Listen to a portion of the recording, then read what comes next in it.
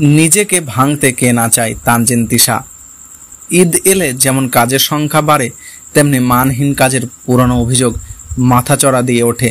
নানা মাধ্যমে এমন কাজের ভিড়ে ভালো কাজগুলোর আড়ালে পড়ে যায়। তারপর ইদানিং জনপ্রিয় তারকা চেষ্টা করেন নিজের অবস্থানের কথা মাথায় রেখে মানসম্পন্ন কাজের সঙ্গে যুক্ত থাকার। বিশেষ করে ওটিটিতে আসায় তাদের এই চর্চা বেড়েছে। জনপ্রিয় অভিনেত্রী তানজিন তিশা ওই একই পথে হেঁটেছেন বেশ কিছুদিন ধরে। নানা কাজে ভিন্নভাবে নিজেকে মেলে ধরার চেষ্টা করেছেন। এবারের ঈদেও তার একাধিক নাটক ও ওয়েব সিরিজে সেই ছাপ রাখতে যাচ্ছেন তিনি। আজ দুপুর 2:10 বাংলা ভিশনে প্রচারিত হবে তিশা অভিনীত নাটক টেলিফিল্ম এবং নরসুন্দরী। নাটকটি রচনা করেছেন আহমেদ তৌকির এবং পরিচালনা করছেন রাফাত মজুমদার রিঙ্কু।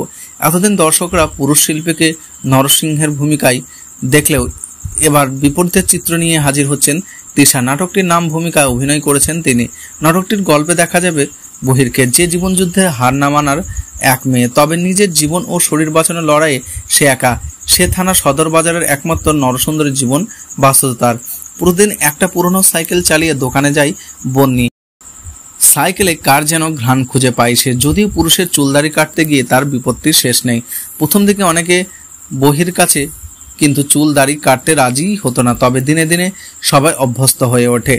ব্যতিক্রমী চরিত্র অভিনয় প্রসঙ্গে তিশা বলেন, দেখুন, দীর্ঘদিন ধরেই কিন্তু আমার এই চেষ্টাটাই ছিল, নিজেকে ভাঙতে কে না চাই, কিন্তু চাইলে তো সব সময় নিজের মনের মতো কিছু করা যায় না। তবে এখন সুযোগ অনেক বেড়েছে, আশা করছি নরসুন্দরীর মতো আমার প্রতিটি কাজেই মুগ্ধতা ছড়াবে।